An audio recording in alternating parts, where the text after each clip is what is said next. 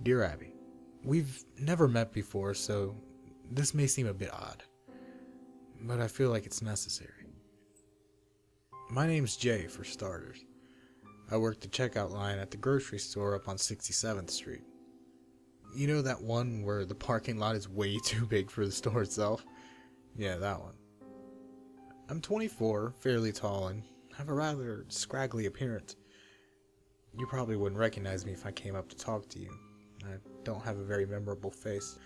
I don't know why I'm telling you all this, to be honest, but this isn't the point of me writing you. I was working late at night yesterday. It was a very average day for the most part. Nothing too exciting happened, but you'd be surprised how interesting this job can get at times. I'd been reading some book that the guy who worked the counter shift before me had left. It was some really crappy murder mystery chock full of cliches. Incredibly boring if you ask me. But it's something to do, I guess.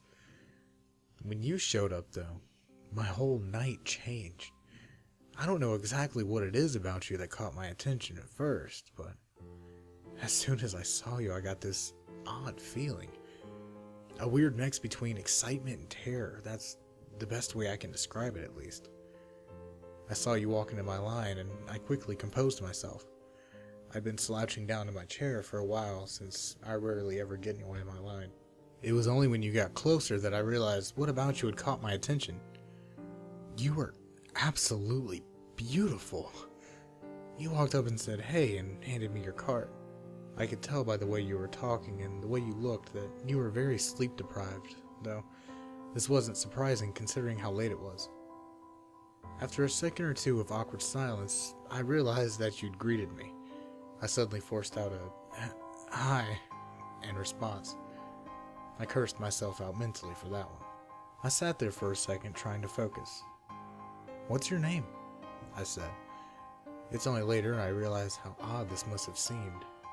What kind of grocery bag guy asks what someone's name is? I'm glad I did, though. I remember you said your name was Abigail, but that you go by Abby for short. Abby. It seemed to fit so perfectly. That name seemed to roll off my tongue as I said it back to myself silently.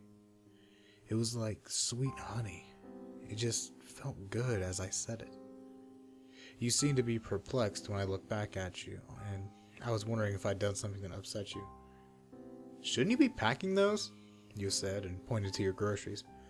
Suddenly shocked and embarrassed, I looked up and apologized, and clumsily started shoving groceries into bags as fast as I could.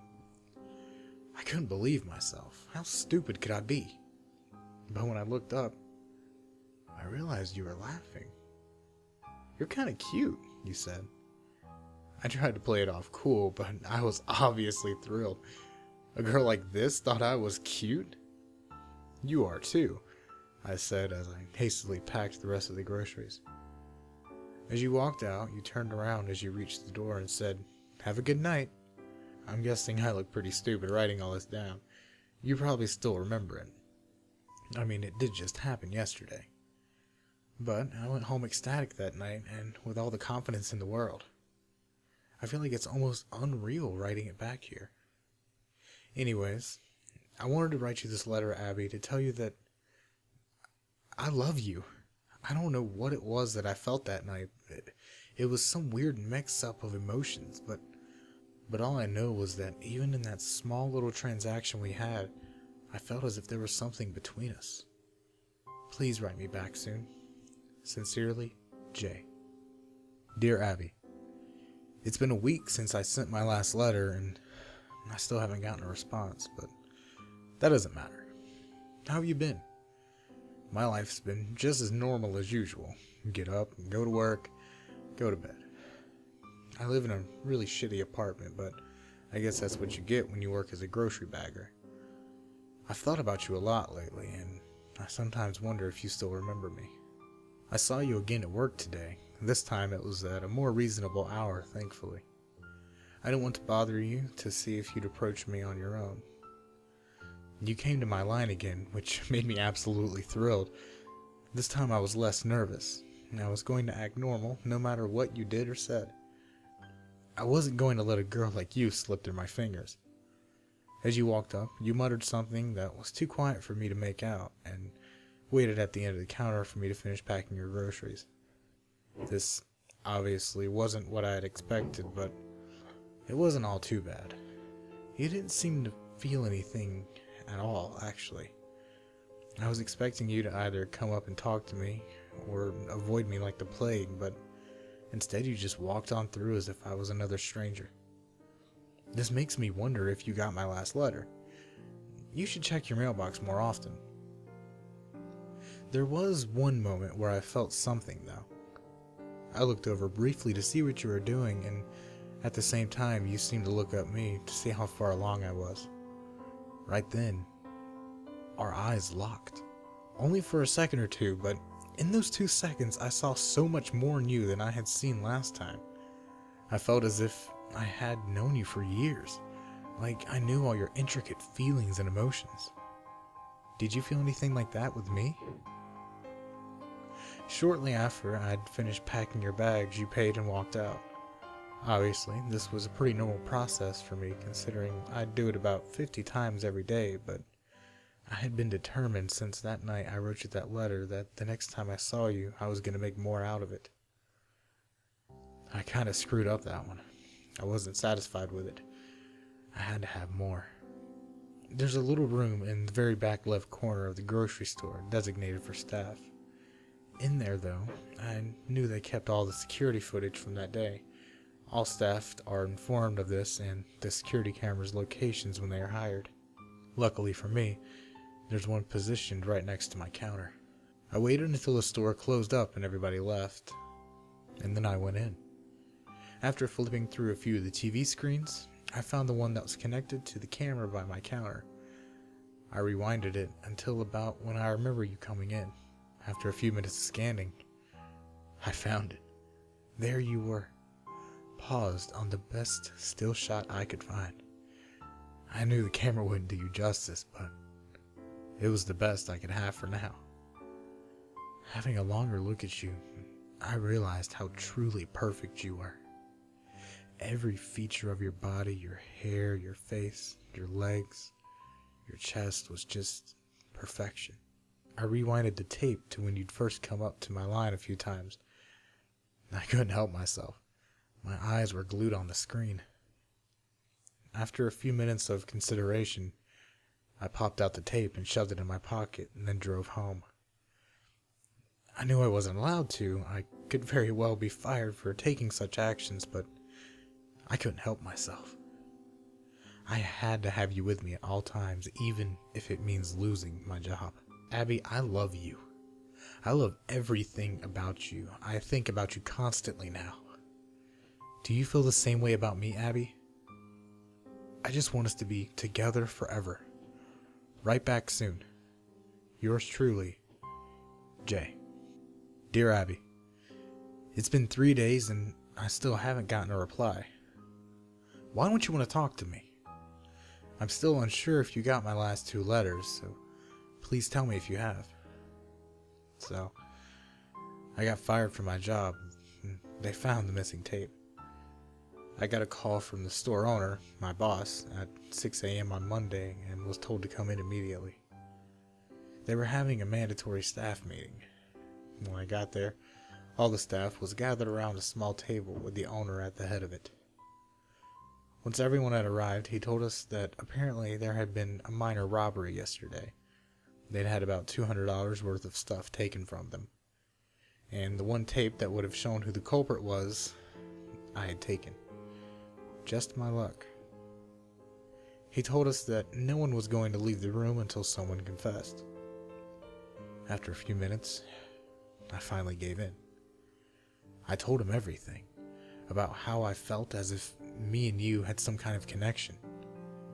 After explaining the whole story, the entire room was staring wide-eyed at me. After I finished, I sat there in silence for several seconds. Suddenly, the store owner broke the tension. Jay, you're fired. Get out of here and don't come back, he said. I did as I was told and got out of there as fast as I could. That stupid prick, he always treated me like shit. He's been on my case since the day I got the job. I swear, he's been waiting for me to do one little thing that could justifiably fire me. And the one time I slip up and he finds out. Why didn't he understand, though? Doesn't he get that you and I are meant for each other? Any rational man would have understood. Anyone put in this situation would have done that, right? I've been searching you a lot lately. With no job, I have all the time in the world to spend learning about you. Do you know how much you can find out about someone with just the first name and a town of residence?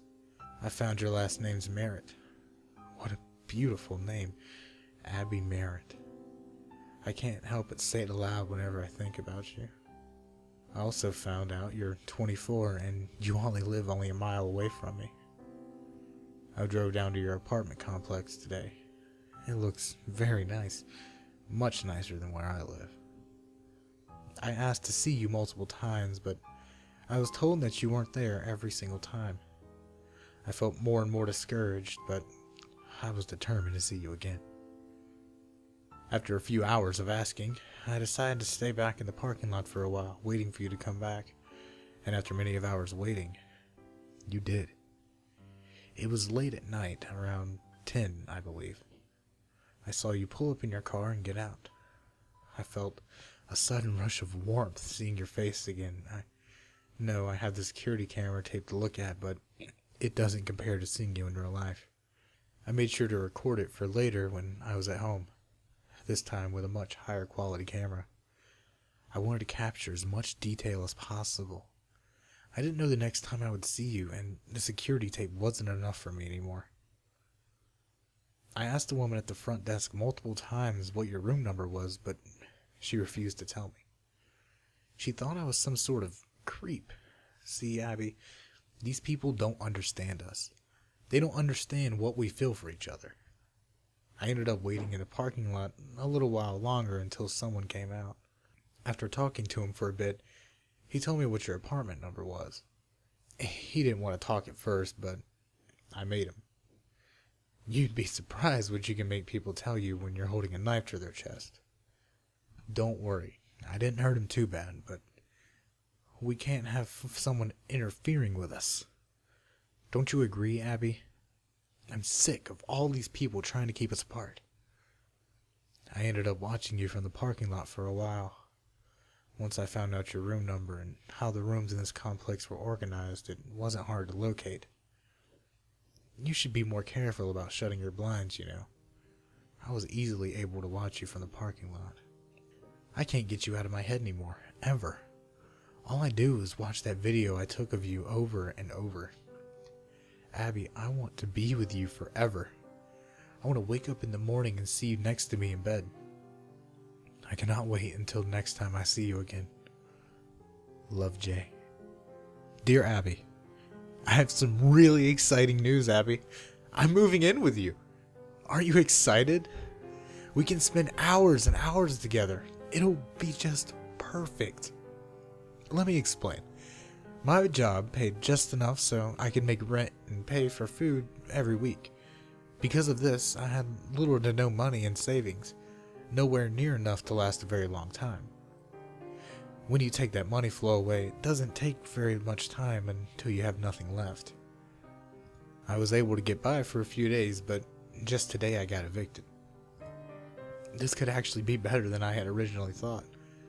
I wouldn't be surprised if that guy that gave me your room number has been able to contact the police by now. This way they won't be able to find me, and we get to spend all the time in the world together. It's perfect, isn't it? I made sure to bring all the tapes and photos I've taken with me, though. And my cameras, of course. You should really tell whoever's managing your apartment complex to get better staff. I was able to slip by security easily. I went up to your room and knocked on the door, but I got no answer, so I decided to get in by other means. After scanning the footage I took from last night over a few times, I noticed that you have a ventilation shaft in the corner of your room. Not surprising, considering how hot it can get in the summertime. I figured there had to be some kind of maintenance hatch that I could get in through. After a few minutes of looking around, I found a door at the end of your hall that seemed to be some kind of staff room, and luckily, there was a way to the vents there. I crawled through them until I got to your room. It was very cramped and hard to move around, but I managed. When I got there, though, I felt a rush of success. I figured since the lights were out and I couldn't see that you weren't home, but I'm patient. I scanned every part of your room, trying to memorize all the intricate details. Your scent overwhelmed me as I sat there. I'd caught it briefly during the 2 times I saw you at the store, but never this strong. It was mesmerizing. I couldn't quite place my finger on it, but it reminded me of something. It was almost like peaches. I sat there hunched over for a few hours, though I've taught myself to be extremely patient. I can sit completely motionless for hours at a time, not moving a muscle. No one was going to notice me. Then you finally got home.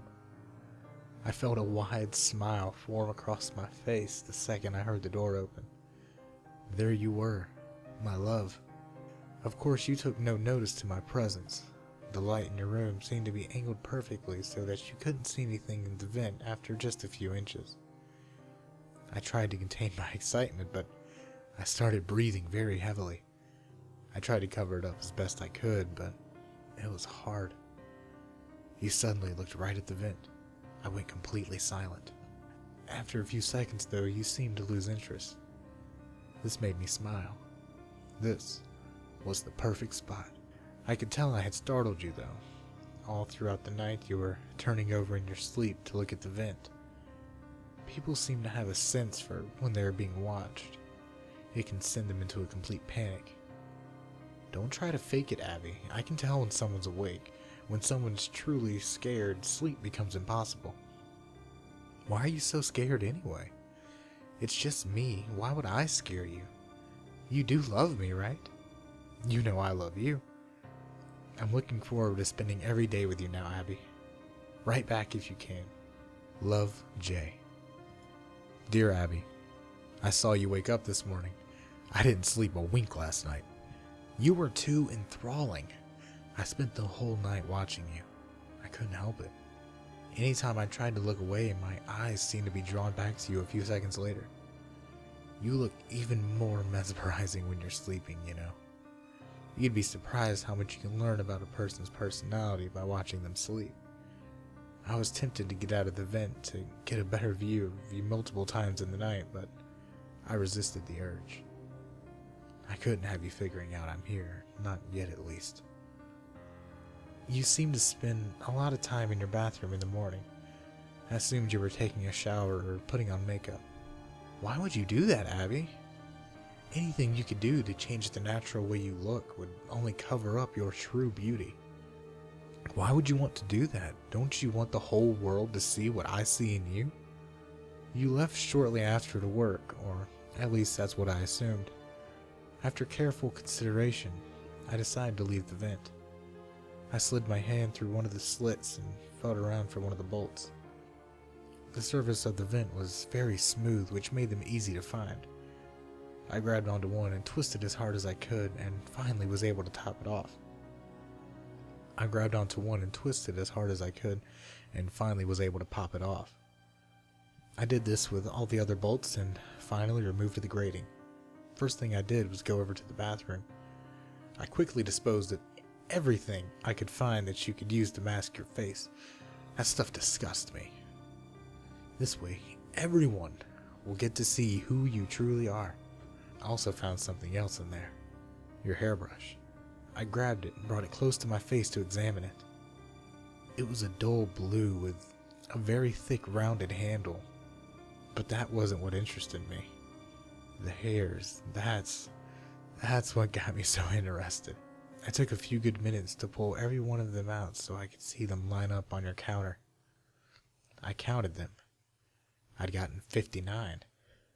This pleased me greatly. I quickly scooped them up and put them in my pocket. I spent the rest of the day going through your stuff and learning more about you, your interests and such. I take it you're a big movie fan, Abby. I found your collection back in the closet, and I have to say it was quite impressive. I found something else that made me mad. A picture of you with another man. It disgusted me just looking at him, holding you like he owned you. I'm the only one that can have you, Abby, no one else. At about 8:30, I considered starting to get back in the vent, since that's usually when you get back from work. Then I had another idea. I looked at your bed. The blankets hung low enough to the floor that you couldn't see underneath the bed unless they were lifted up. I first screwed the vent grating back on and slowly slid under with a smile on my face. Waited for you to get home. When you finally came in, you looked completely pale, and I noticed someone else came in behind you. They were talking to you about hearing noises coming from your room throughout the day. I mentally yelled at myself. I would need to be more careful from now on. Going under the bed had been a good idea though, since obviously your first thought was to check the vent. You thanked the person and they left. Finally, you and I were alone. I sat there in silence until you went to bed. It seemed to be an eternity before you did. I wanted to get a closer look at you tonight, and this was my chance. You got in bed and turned off the lights. I was cautious though. I waited for hours to make sure you were asleep, and when I was sure you were, I slowly slid out from under the bed. And I saw you there.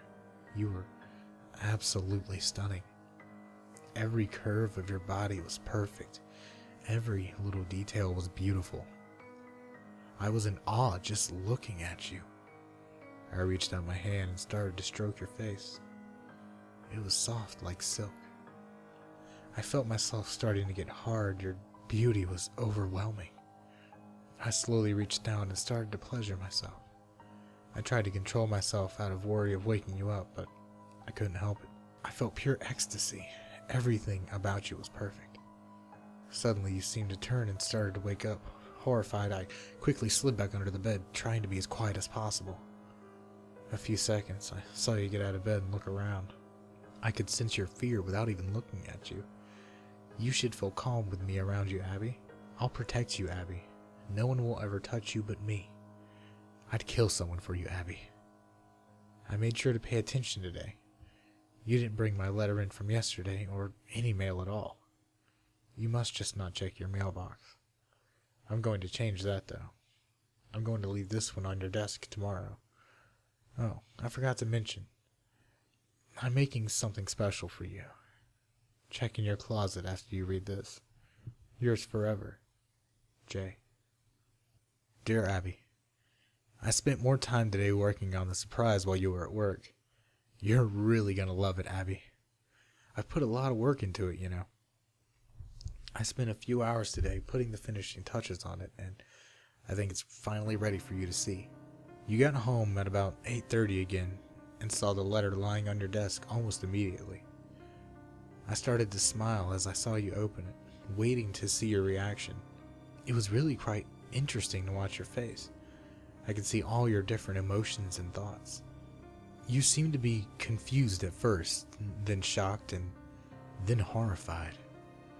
You started to shake violently, and I saw that you were starting to cry. Don't you like me, Abby? Why were you crying? Don't you love me? Don't you love me, Abby? Everything after that was a blur. You looked over to the closet while sobbing. You seemed to be contemplating whether to open it or not. Instead, you ran past it and out the door. When you came back, you had all my letters in your hand and started going through them.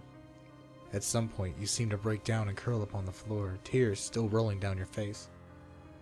I could tell you were desperately trying to say something, anything, but you were paralyzed in fear. After about 10 minutes, I saw you look under the bed, in the vent, anywhere I could be. You see, though, Abby, I'm smarter than that. I knew you'd look in those places. I found a better place after I finished your surprise. You'll never find me here. No one will. Isn't it great? I can watch you forever, and there's nothing you or anyone else can do about it. You haven't found your surprise yet, though, Abby, and I could tell you were still thinking about it. I saw you look over your closet. I knew you wanted to open it, but at the same time you were nervous. What was going to be in it? What would you find? This couldn't last forever, though. You and I both knew that. I watched you slowly walk over to your closet, fumbling with the handle, trying to get a firm grasp on it. Suddenly, you flung the doors open and saw it. It was a scrapbook of me and you. I saw you flipping through the pages. You seemed to be shocked. Don't you like it, Abby? I got pictures of you and I when you weren't looking, pictures of you sleeping, pictures of you at your computer. I'd scattered the hairs I'd collected throughout it, along with pictures of couples together. Of course, with our faces on them, though. I got that picture of you with the other guy and put it at the very back, except I didn't leave it like it normally was. I scratched that little prick's face off. I hate him so much. If I knew who he was, I would hunt him down and make him suffer. Don't you get it, Abby? No one can have you but me. Me and you are meant for each other, no one else. I watched you sob for another 30 minutes, and then you get up and run out of your apartment. Shortly after, you come back with multiple policemen. This shocked me. Did you not like the surprise, Abby? Why would you bring these people into our room? They'll never find where I am, but if they do, it could ruin everything. All my work from the last few weeks would be nothing. You wouldn't do that, right, Abby? I'm exhausted from today's work, and as much as I love you, I need sleep, Abby. Have a good night. I love you. Love, Jay. Dear Abby, don't you see what you've done, Abby? Don't you see what you've done? I woke up at 8 a.m. to see you frantically packing your bags. I was confused at first, but then I understood. You were leaving me. You don't love me. You don't love me. How could you do this to me, Abby? You were the only thing I wanted in life, and I had nothing else to live for. But when I first met you, I saw a shimmer of hope. I thought that I'd finally have a reason to wake up in the morning and go on with my shitty life. And then you went and threw that away. How could you do this to me, Abby? A few seconds after you left your room, I got out my hiding spot and followed behind you. I saw you throw your bags in the back and then get in your car and start it. I wasn't going to let you get away, though, Abby. I would never let that happen. I ran as fast as I could to your car and smashed in the window and dragged you out. Did you really think you'd get away from me, Abby? I had to hit you over the head to knock you out. You were making too much noise. Someone else, someone that doesn't understand, could have seen and ruined everything. Well, I had a plan if you reacted like this. I drove out to the storage unit on the edge of town. I'd reserved a slot the day I decided to move in with you. I drove up and unlocked it. I grabbed you and carried you inside with me. It had been only a few minutes, so you were still unconscious. I made sure to check through your pockets to make sure you didn't have your phone with you. I set you down at the very back of the small room, then I got in and lowered the door. I called the owner of the storage unit and told him that I had visited my lot the other day and forgotten to lock it, and asked him if he could mind locking it for me. Of course, he said yes, and I hung up. Then I threw the phone on the ground and stomped on it to make sure that it'd never work again. Shortly after, I heard the owner come up and lock the door. About an hour later, I saw you start to get up. At first, I heard a very faint grunt, and then I saw your legs start to move. Shortly after, you were fully awake. When you saw my face, you started to scream, which then subsided to a whine and then to a whimper. That's when you saw it. And the one other thing in the room. My knife. It was obvious why it was there, and after a second or two of realization, you jumped and grabbed it. I looked you dead in the eyes and said, Abby, I love you. And then I felt the searing pain of the knife being driven into my side. I felt it being pulled out and jabbed back in with great force. I could feel it go in each time, like a fire burning a hole through my chest. I fell to the floor laughing while coughing up blood. I saw you back away, trembling, and sit back down in the corner. And now, as I sit here in a puddle of my own blood writing this, I wonder how you'll go out. Will you use the knife to take your own life? Or will you let starvation take you? Either way, we'll be together in death, Abby. Together from the day I saw you till the day we both died, just as I wanted it. And as you sit there crying, I can tell you've come to this realization. Abby, this is all I've ever wanted. And for that, I have to say thank you. Love, Jay.